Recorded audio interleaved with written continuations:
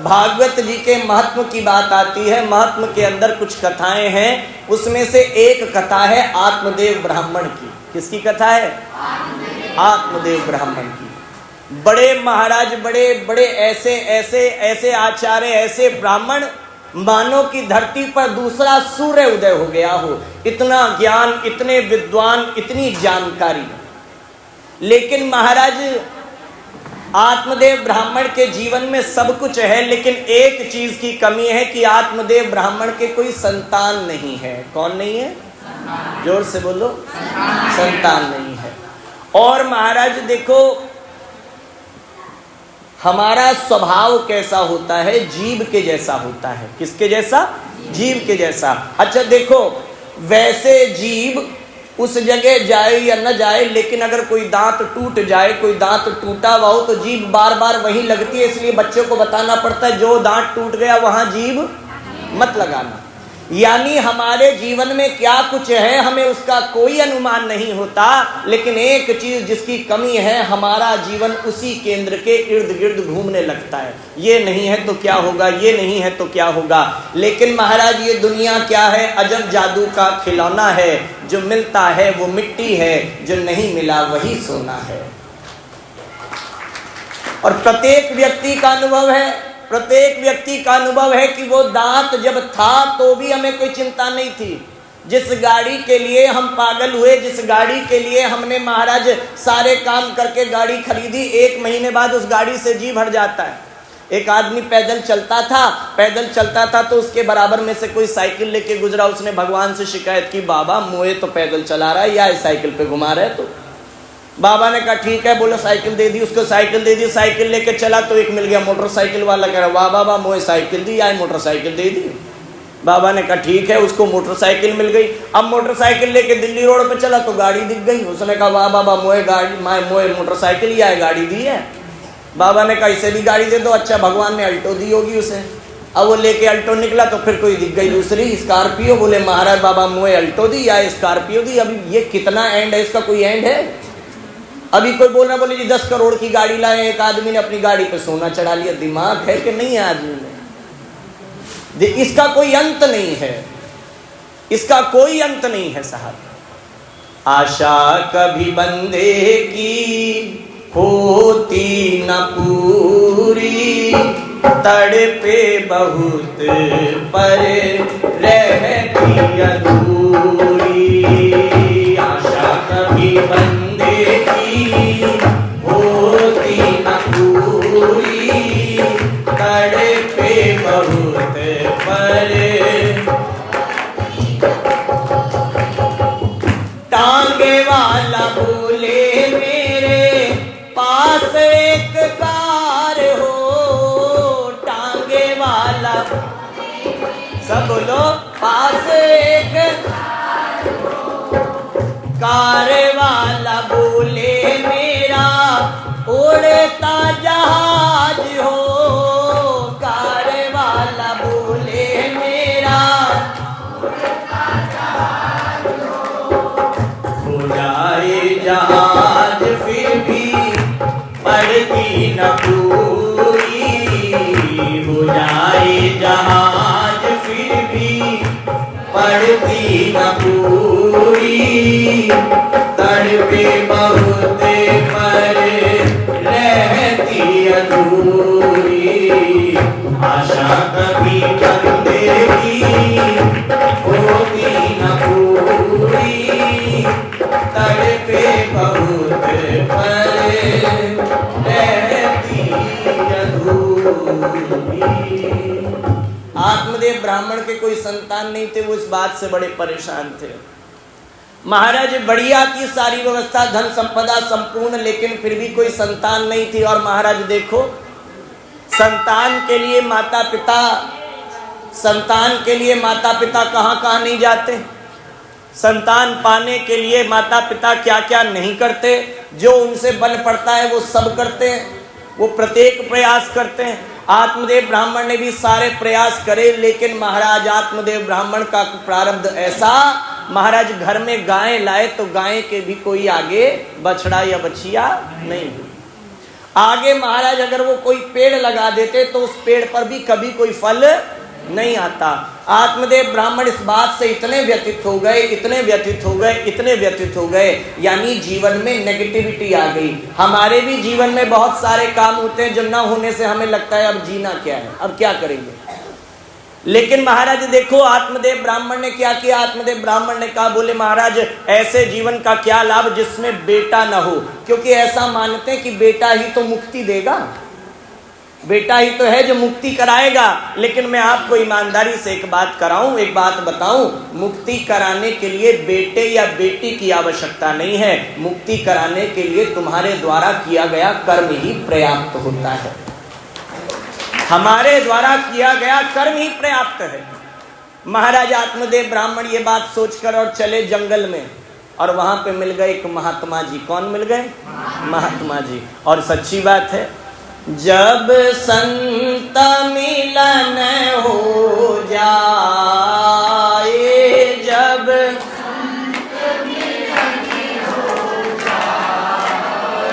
जितने भक्त बैठे ना ईमानदारी से सब बोले तो मंदिर गूंजे, सब बोलो, जब संत मिलन हो जाए, जब संत मिलन हो जाए, तेरी वाणी हरि गुण गाए, तेरी वाणी हरि गुण गाए, तब इतना समझ लेना,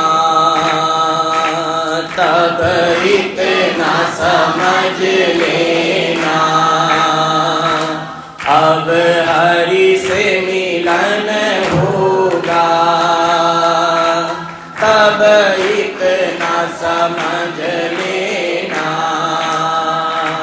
अब हरि से मिलन। आत्मदेव ब्राह्मण को महाराज संत भगवान मिल गए। संत भगवान ने कहा, ब्राह्मण देवता इतने उदास क्यों, क्या हो गया? बोले महाराज मैं क्या बताऊं, मेरी समस्या का हल आप ही कर सकते हैं, आप ही कर सकते हैं। क्या हुआ, क्या परेशानी है? बोले मेरे कोई संतान नहीं है। क्या नहीं है? मेरे कोई संतान नहीं है। महाराज कहते संत भगवान ने कहा कि देखो भैया, ऐसे लाखों हैं जिनकी संतानें हैं, उनसे जाके पूछो, जिनकी संतान है उनसे जाके पूछो तुम काहे दुखी होते, परमात्मा का भजन करो। और देखो ठाकुर जी क्या है, हमारे जीवन में जिस संबंध का अभाव है ठाकुर जी से वही संबंध बना लो। हमारे जीवन में जिस संबंध का अभाव है उस अभाव को भगवान के साथ जोड़ लो, यानी जीवन में उस स्थान पे परमात्मा को बिठा दो। भैया नहीं, भाई नहीं है तो भाई की जगह कौन हो गए? ठाकुर जी हो गए। पिता नहीं तो पिता की जगह कौन हो गए? ठाकुर जी हो गए। इसलिए तो है त्वमेव माता च पिता त्वमेव बंधु च सखा त्वमेव, यही तो बात है। तो महाराज आत्मदेव ब्राह्मण को समझाया, लेकिन काऊ को समझ नहीं आती। महाराज आत्मदेव ब्राह्मण को संत भगवान ने समझाया, बोले नहीं। अच्छा ब्राह्मण देवता कहने लगे, बोले संत भगवान आप मेरे विषय में, तो संत भगवान ने देख के बताया, बोले इस जन्म में छोड़ो, 7 जन्मों तक तुम्हारे कोई संतान नहीं होने वाली। कितने जन्मों तक? 7 जन्मों तक। अच्छा महाराज 7 जन्मों तक? बोले महाराज अच्छा फिर तो मैं क्या ही जी के करूंगा, ये सोच रहा था कि मर जाऊंगा तो अगले जन्म में संतान हो जाएगी। आपने तो मेरी और दुख को 7 गुना बढ़ा दिया कि 7 जन्मों तक कोई संतान नहीं है। अब तो आप ही को देनी पड़ेगी, अगर आपने नहीं दी तो मैं यहीं आपके चरणों में मर जाऊंगा और आपको ब्रह्म हत्या का दोष लग जाएगा। संत भगवान कहने लगे, लो भैया, घर आराम से बैठे हुए थे और ये ब्रह्म हत्या जबरदस्ती गले आके पड़ गई। महाराज संत भगवान ने अपने अपने योग बल से एक फल प्रकट किया। क्या प्रकट किया? फल। और फल प्रकट करके आत्मदेव ब्राह्मण को दिया। बोले ये फल आप ले जाओ और अपनी पत्नी को खिला देना। आत्मदेव की पत्नी का नाम है धुंधली। क्या नाम है? धुंधली। महाराज धुंधली को जाकर अपनी पत्नी को खिला देना और भगवान की कृपा से तुम्हारे यहाँ जरूर कोई संतान होगी। जय जय नारायण नारायण हरि हरि, जय जय नारायण नारायण हरि हरि, जय जय नारायण नारायण हरि हरि, जय जय नारायण नारायण हरि। तेरी लीला सबसे न्यारी न्यारी हरि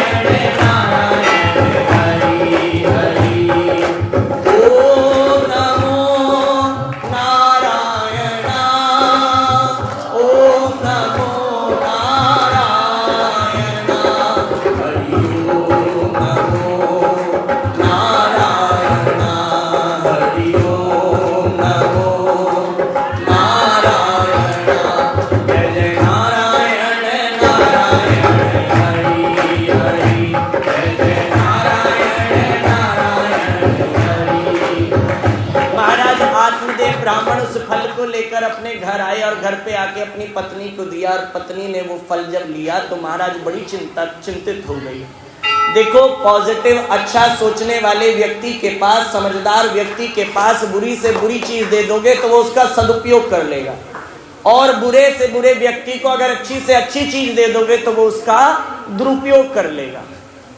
महाराज कहते धुंधली को वो फल दिया और कहा कि तुम्हारे यहाँ संतान हो जाएगी, साधु महात्मा ने ऐसा वरदान दिया है। आत्मदेव ब्राह्मण तो संत पर विश्वास करते थे, बड़े आनंद से बैठ गए। अब महाराज धुंधली को चिंता हो गई, कहीं मैं गर्भवती हो गई तो ये क्या होगा, ऐसा क्या होगा। अच्छा, लोग ऐसा करते हैं। एक दिन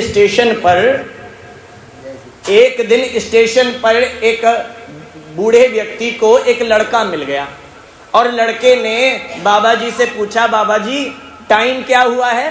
क्या पूछा बाबा जी से? टाइम क्या हुआ है। बाबा जी ने टाइम नहीं बताया। उस लड़के को ऐसे नीचे से ऊपर तक देखा 3 बार। लड़के ने कहा, बाबा जी मैं टाइम पूछ रहा हूं, मुझे टाइम बता दो। बोले नहीं, मैं चारक हूं, बिना सोचे समझे मैं कुछ भी नहीं करता। बेटा मैं, बोले तो आप क्या सोच रहे हैं। बोले मैं ये सोच रहा हूं कि तू और मैं एक ही प्लेटफॉर्म पे खड़े हैं, अभी तू मुझसे मेरा टाइम पूछ रहा है, फिर तू मुझसे मेरा नाम पूछ लेगा। फिर महाराज ट्रेन आएगी, एक ही प्लेटफॉर्म पे खड़े हैं, इसका मतलब तू और मैं और एक ही डब्बे में चढ़ जाएगा। फिर मेरी बगल वाली सीट पे आके बैठ जाएगा। फिर तू मुझसे मेरा पता पूछेगा, मैं तुझसे तेरा पता पूछूंगा। तू मुझसे मेरा फोन नंबर लेगा, तू मुझसे मेरा फोन नंबर लेगा, मैं तुझसे तेरा फोन नंबर लूंगा। मैं तुझे फोन करूंगा, तू मुझे फोन करेगा, और मैं तेरे घर आऊंगा, तू मेरे घर आएगा। मैं तेरे घर आऊं तो कोई बात नहीं बेटा, मैं तो 70 साल का हूं, मेरी आयु तो वृद्ध हो गई, तो कोई चिंता की बात नहीं। लेकिन तू है और तू मेरे घर आएगा तो मुझे बड़ी चिंता है, क्योंकि मेरे घर तो जवान बेटी है। और कहीं तू आ गया और महाराज फिर तुम दोनों चले गए, पिक्चर देखा है और आके कहा कि पिताजी मैं तो इससे शादी करना चाहता हूं, तो मैं आज ही बता दूं, जिस आदमी के पास पहनने के लिए घड़ी तक नहीं है, मैं उससे अपनी बेटी की शादी बिल्कुल नहीं करूंगा। हम सब हंस रहे हैं, लेकिन रियलिटी यह है, एक बार झांक के देखे अपने जीवन में, यही करते हैं। इससे ऐसा होगा, इससे ऐसा होगा, इससे ऐसा होगा, इससे ऐसा होगा। मन को एक बार मन के दृष्टा बनकर मन को देखना, मन ऐसा ही सोचता है।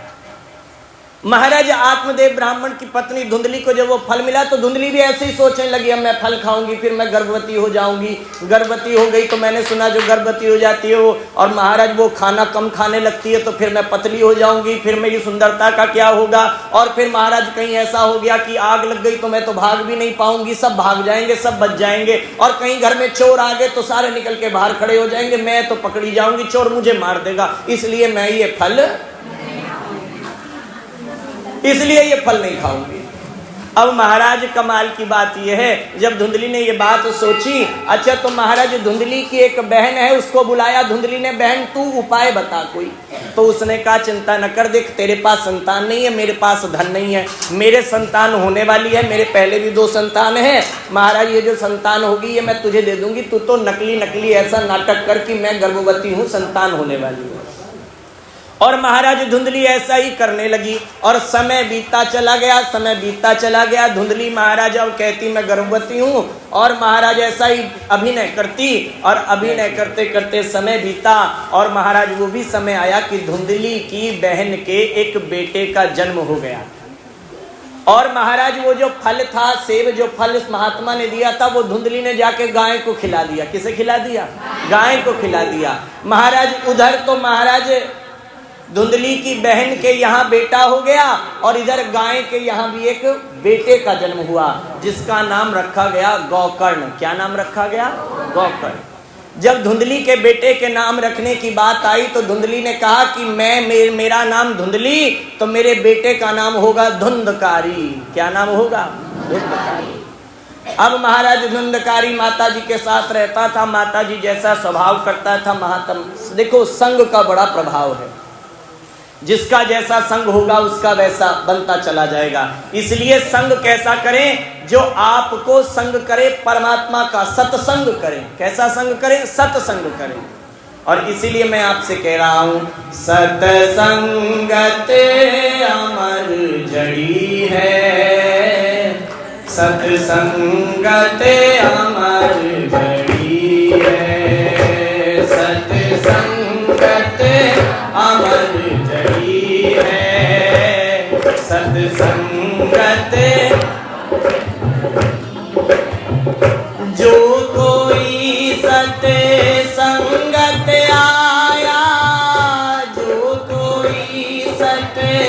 संगत आया, उसको खबर पड़ी है, सत्संगत अमर घड़ी है, सत्संगत अमर घड़ी है। बोलो सत्संगत, बोलो बोलो सत्संगत अमर।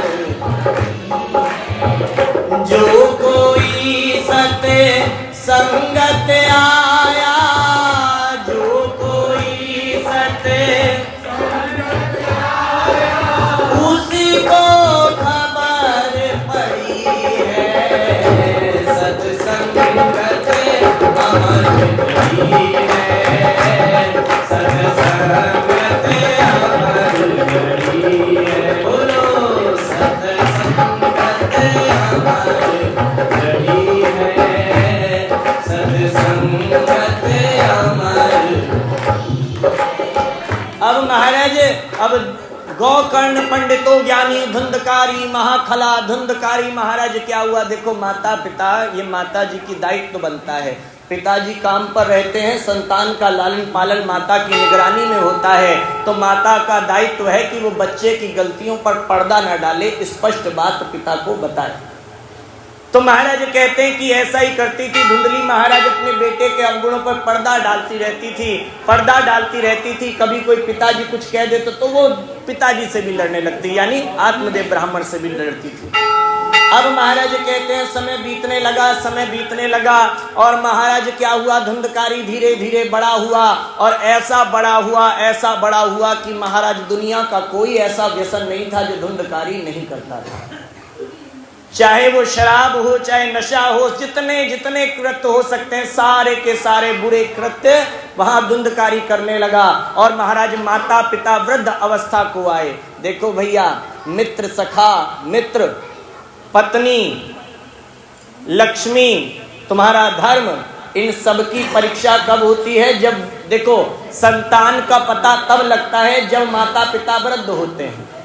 संतान कैसी है ये पता तब लगता है जब माता पिता वृद्ध हो जाते हैं। महाराज धुंधली और आत्मदेव ब्राह्मण महाराज वृद्धा को प्राप्त हो रहे थे, और महाराज कहते हैं धुंधकारी जवान हो रहा था, और महाराज ऐसा जवान हुआ कि महाराज अपने माता पिता को खूब गालियां देता था, खूब मारता पीटता। महाराज आज महाराज आत्मदेव ब्राह्मण ने अपनी अंगूठी, सोने की अंगूठी किसी जुआरी के हाथ में देखी, पूछा कि ये अंगूठी कहाँ से आई? बोले तुम्हारा बेटा जुआ खेल के गया था और हार गया, ये अंगूठी मैंने उससे ली है। आज महाराज आत्मदेव ब्राह्मण घर आए, जिनके नाम की प्रतिष्ठा, जिनके धर्म की प्रतिष्ठा संसार में थी, उनका बेटा जुआ खेलने लगा। ये बात सुन के आत्मदेव ब्राह्मण को बड़ा दुख हुआ। आत्मदेव ब्राह्मण अपने घर आए, अपने बेटे को डांटा, क्यों रे तू ऐसा क्यों करता है? लेकिन महाराज धुंधकारी तो धुंधकारी था, इतना दुष्ट कि उसने अपने पिता पर भी हाथ उठा दिया, अपने पिता पर हाथ उठा दिया। आज आत्मदेव ब्राह्मण वापस जंगल में चले, किस लिए? बोले महाराज मैं मरने जा रहा हूं। कल मरने जा रहे थे इसलिए कि मेरे कोई संतान नहीं है, और आज मरने इसलिए जा रहे थे कि ऐसी क्यों है। महाराज आत्मदेव ब्राह्मण जब जाने लगे तो महाराज मार्ग में मिल गया गोकर्ण। कौन मिल गए? गोकर्ण। गोकर्ण ने पिताजी को समझाया, पिताजी आप क्यों दुखी होते हैं? धीरज रखो रहमत की बरखा बरसा भी देगा, धीरज रखो रहमत की बरखा बरसा भी।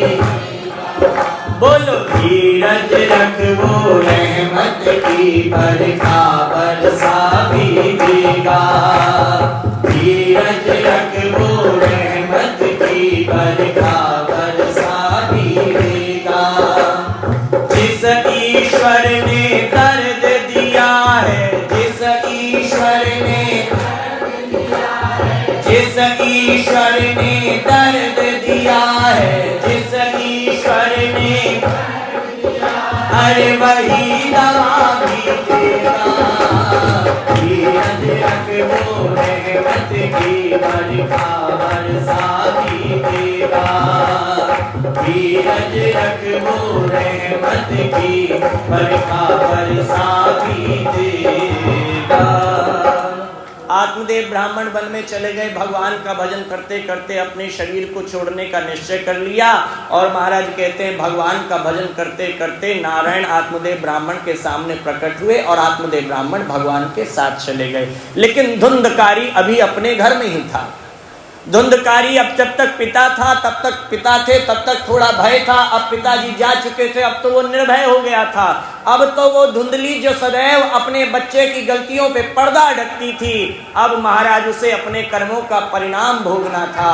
और धुंधकारी प्रतिदिन अपनी माँ को गंदी गंदी गाली देता, उसको मारता पीटता। और धुंधली भी अपने उस बेटे से परेशान होकर एक दिन महाराज कुएं में कूदकर अपने शरीर का त्याग कर देती है, अपने शरीर को छोड़ देती है। अब माता पिता दोनों चले गए थे, घर की सारी संपत्ति लुटा दी महाराज, अपने घर का सब कुछ लुटा दिया। और महाराज कहते हैं कि वेश्याओं के चक्कर में लग गया और 5 ऐसी नगर वधुएं अपने घर में लाके रखी। महाराज घर का सारा धन तो चोरी चला ही गया था, घर का सारा धन तो लुट ही गया था। आज अब महाराज कहते हैं कि वो 5 स्त्रियों ने कहा कि तुमने कभी हमें सोने का हार नहीं लाके दिया। आज धुंधकारी ने सोचा कि ठीक है मैं ऐसा ही करूंगा, और राजा के यहाँ जाके चोरी की। कहाँ चोरी की? राजा के यहाँ जाके चोरी की। देखो भगवान श्री कृष्ण भगवत गीता में कहते हैं महाराज अपने ऊपर दृष्टि रखो, वरना कामनाएं तुम्हें कब सही मार्ग से हटाकर बुराई की ओर ले जाती हैं, हमें खुद भी पता नहीं चलता। महाराज कहते हैं कि उसने चोरी की और महाराज खूब सारा खजाना लेके घर आया। और जब खूब सारा खजाना लेके घर आया तो उन 5 स्त्रियों ने सोचा, बोले महाराज इस खजाने को खोजते खोजते निश्चित रूप से राजा के सिपाही भी आएंगे, और सिपाही आएंगे तो ये पकड़ा जाएगा और इसके साथ साथ हम भी पकड़े जाएंगे, तो महाराज ये तो अच्छा नहीं होगा। आज रात जब महाराज धुंधकारी सोएगा तो महाराज आज इसका खेल खत्म कर देंगे। 5 स्त्रियों ने महाराज रात को क्या किया, दो ने उसके हाथ पकड़े, 2 ने पांव पकड़े, रस्सी से बांध दिया। और महाराज कहते हैं कि वो उसके मुंह से आवाज ना निकले इसलिए चूल्हे से लाकर गरम गरम कोयले उसके मुंह में भर दिए, और गरम गरम कोयले लाकर उसके मुंह में भर दिए। और महाराज धुंधकारी तड़प तड़प के अपने प्राणों को छोड़ता है। जीवन में प्रत्येक कर्म को याद रखना, कर्म एक बीज की तरह है। आप जो भी कर रहे हैं, आप धोखा अगर किसी को दे रहे हैं तो किसी को धोखा नहीं दे रहे हैं। धोखे का बीज आप अपनी भूमि पर, अपने मन की भूमि पर बो रहे हैं। और याद रखना महाराज लंका में आग, जिसने किसी की पूंछ में आग लगाई तो किसी की पूंछ में आग नहीं लगती, महाराज उसी के महल में आग लगती है जो किसी की पूंछ को जलाने की कोशिश करता है। महाराज कहते हैं कि धुंधकारी जो मरा तो धुंधकारी प्रेत बन गया। क्या बन गया? प्रेत बन गया। और प्रेत बन गया। और महाराज देखिए कर्म को बड़ा सोच कर करिए, धर्म की बातें हैं, बिल्कुल धर्म की बात, सत्य जान लीजिएगा। जो व्यक्ति अपने जीवन में बुरे कर्म करता है, शास्त्र बोलता है उसको प्रेत योनि प्राप्त होती है। कौन सी? प्रेत योनि। और प्रेत के विषय में गरुड़ पुराण बोलता है कि जो प्रेत होता है, प्रेत का मुख सुई के अंदर जो छेद होता है जिससे धागा डाला जाता है उतना बड़ा होता है। जिससे सुई होती है ना, सुई के अंदर धागा डालने के लिए जो छेद होता है, प्रेत का मुंह इतना बड़ा होता है। महाराज वो पानी नहीं पी सकता, भोजन नहीं खा सकता और सदैव भूख से प्यास से व्याकुल रहता है। महाराज कहते हैं धुंधकारी प्रेत बना और भटकने लगा। और गोकर्ण तो महाराज साधु हो चले थे और महाराज तीर्थ यात्रा करते रहे। अपने भाई के मरने की बात सुनकर गया जी जाकर उनका पिंड दान किया, बड़े बड़े अनुष्ठान किए, जप किए। महाराज सब करने के बाद जब वापस अपने गांव में आए, अपने घर में ठहरे, तो रात्रि के समय उनके सामने धुंधकारी प्रकट हो गया। कभी महाराज सिंह बन जाता, कभी भेड़ बन जाता, कभी इंद्र बन जाता, कभी कुछ बन जाता, कभी कोई रूप धारण कर लेता। महाराज गोकर्ण ने सोचा कि ये कोई प्रेत है, हाथ में जल लेकर अभिमंत्रित कर कर महाराज धुंधकारी पर छिड़का और धुंधकारी जो गूंगे थे वो बोल पड़े। कहने लगे मैं तुम्हारा भाई हूं और मेरे उद्धार का कोई उपाय करो। बोले मैंने तो तुम्हारा पिंडदान गया जी में जाकर किया था। बोले मेरे कर्म इतने बुरे हैं कि गया जी में जाकर पिंडदान करने से मेरी मुक्ति होने वाली नहीं है। महाराज कहते हैं कि गौकर्ण ने सभी प्रेत से कहा कि तुम जाओ यहाँ से, अब इस घर को छोड़कर जाओ और कल जब मैं तुम्हें बुलाऊं तब तुम आना। प्रातःकाल साधु संत मिलने आए गौकर्ण से। महाराज गौकर्ण जी से साधु संत मिले और साधु संतों ने मिलकर महाराज ये निश्चय किया। किसी ने कहा कि महाराज श्राद्ध करना चाहिए, किसी ने कहा गौदान करना चाहिए, किसी ने कहा यज्ञ करना चाहिए। सबने अपनी अपनी समझ से बात बताई, लेकिन महाराज गौकर्ण किसी की बात से सहमत न हुए। अंत तो गत्वा सुबह महाराज सूर्य भगवान को अर्घ देने के लिए जब गौकर्ण गए, अभिमंत्रित कर कर सूर्य भगवान से पूछा मेरे भाई की मुक्ति का उपाय बताइए, आप तो सब जानते हैं। महाराज कहते हैं सूर्य भगवान ने गौकर्ण जी से कहा कि श्रीमद् भागवतम का पाठ, श्रीमद् भागवत कथा का पाठ आप अपने घर में कराइए, आप कराइए और इससे तुम्हारे भाई को अवश्य ही मुक्ति प्राप्त हो जाएगी। महाराज कहते हैं कि ऐसा ही किया। गौकर्ण ने बड़ी बड़ी व्यवस्था बनाई गई और जैसे पता चला कि मुक्ति मिल जाती है, सभी इकट्ठे हो गए और कथा सुनने लगे।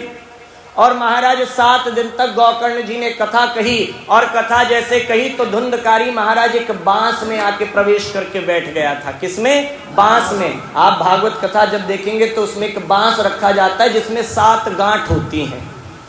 7 गांठों का वो बांस होता है, उसी के अंदर धुंधकारी आकर प्रवेश करता है और महाराज उसके अंदर बैठता है और एक एक दिन की कथा से एक एक गांठ टूटती जाती है। 7 दिन की कथा होने पर वह बांस पूर्ण रूपेण टूट जाता है और धुंधकारी देवताओं का रूप धारण करके सबके सामने प्रकट हो जाता है। धुंधकारी को लेने के लिए भगवान के पार्षद विमान लेकर आते हैं और जैसे ही धुंधकारी को ले जाने लगते हैं तो महाराज गौकर्ण जी कहते हैं नहीं नहीं प्रभु, आप केवल इन्हीं को क्यों ले जा रहे हैं? कथा तो इन सबने सुनी है, तो इन सबको ले जाओ। महाराज भगवान के पार्षदों ने कहा, बोले महाराज आपने तो कथा सबको एक ही भाव से सुनाई है, लेकिन सुनने वालों ने सबने अलग अलग भावों से सुनी है। लेकिन महाराज इस धुंधकारी ने अपने चित्त को कथा में लगाया है और कथा हो जाने के बाद जो व्यास जी ने कथा में कहा उसका चिंतन किया है, इसलिए केवल और केवल धुंधकारी ही मुक्ति का अधिकारी है। अब धुंधकारी की मुक्ति हो गई तो महाराज गौकर्ण से कहा गया आपको भी भगवत धाम जाना है। गौकर्ण ने कहा अभी नहीं जाऊंगा, जितने मेरे श्रोता कथा में सुनने आए थे इन सबको जब तक मैं भगवत धाम ना भेजूंगा तब तक मैं भगवत धाम नहीं जाने वाला। और पुनः एक कथा का आयोजन किया गया। सब भक्तों से कहा कि जो भी आप कथा के समय में कथा सुने पूरे दिन उसका चिंतन करें, मनन करें। और सभी ने ऐसा किया और 7वें दिन बहुत सारे विमान और सारे श्रोताओं को लेने स्वयं नारायण प्रकट हो गए। बोलो वृंदावन बिहारी लाल की। और भगवान के सारे पार्षद सभी महाराज श्रोताओं को अपने साथ लेकर अपने धाम को चले गए। बोलो श्री वृंदावन बिहारी।